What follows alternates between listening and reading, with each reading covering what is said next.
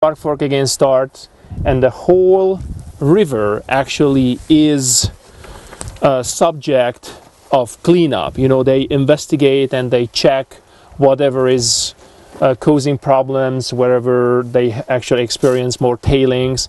But they divided up that, I don't know, it's 100 river miles from here down to Missoula, and it's divided up to different phases. So this is phase number 1, and after there you will see phase 2, and phase 1 at the Clark Forks situation is the oldest one, and they finished it, as I said, in 2013. And if we actually just step out this way, you right away see what happened. So basically they removed whatever they found, and if it was surfacing tailings, they removed it and brought it over to Opportunity Ponds. But they did not reroute the river. They didn't take it out from its channel. They really focused a lot on the healthy, because they kind of thought most of it basically drained down. So basically what they experienced more of the contamination was on the floodplain.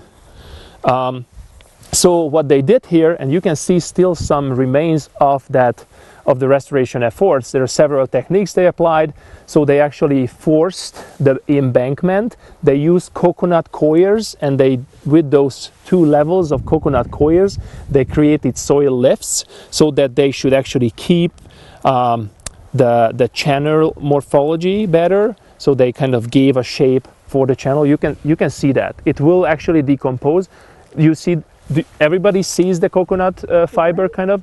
No, behind the white, just the bank. Oh. It's kind of has this almost like wiry systems or structure. Yeah, it looks like it's wired. Yes. Like, so the whole thing was like that. But in these last couple of years, it's really nicely decomposing. And within those coconut coir systems, they plugged in over 100,000 willow cuttings.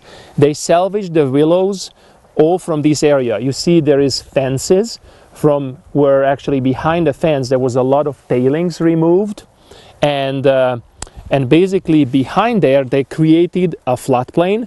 So when we have spring melts, of course the river actually rises and it can actually go out. You can see actually some cattails and willows coming back. It actually means that it's really wet, and they did a lot of micro morphology. They applied the rough and loose restoration technique out there. They put out a lot of woody debris. I think we can probably have a better access there. We will check it out. So they applied a lot of woody debris, which means that they had this floodplain there, just bare dirt to work with. They did create the micromorphology with the rough and loose technique, and then they salvaged a lot of dead wood and they just sprinkled it all over the place. That actually captures all kinds of propagules, seeds, creates good habitats for all kinds of creatures. It's not good for people who are monitoring, because you need to step over of this crazy system, so people didn't really like that. What also they actually did here, they had a huge problem with beavers. We just talked about beavers being so great in restoration and how they can improve the sites. So when they actually put out those 100,000 willow cuttings into those coconut coirs, the same night when that happened, basically the beavers came out and kind of tried to collect the willow cuttings from themselves and put it into their dam system. So they trapped them out from here, unfortunately.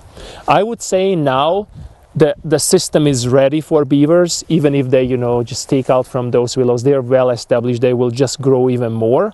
And I guess all those things on the side, their beaver were trying to, at least some of it, beaver were trying to take some to their dams.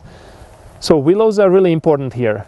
Outside, a little bit out from, if you just look at the channel morphology, you have the deeper section where the water is, and then you actually climb up to a higher system. You see actually out on the other side those deer nets, just kind of individually. They actually had other species like cottonwood that they put in other willow species.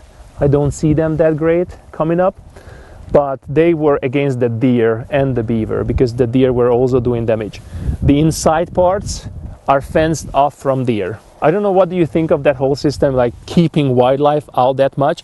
But in the end, deer actually got in there, and maybe you heard the story, I don't know, one of our speakers told that at the seminar, that basically these systems now attract big carnivores like cougars or, you know, whatever, coyotes. They're really successful hunters in here because the deer are kind of just trapped in. So if the deer are noticing these predators coming onto them, they just, you know, just run. They don't care directions, and they run into these fences, and basically therefore these big predators have a good life here.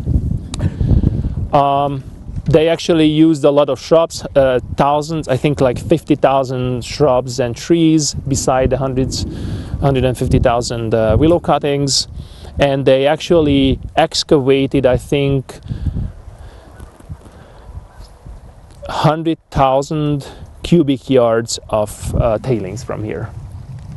That was a number I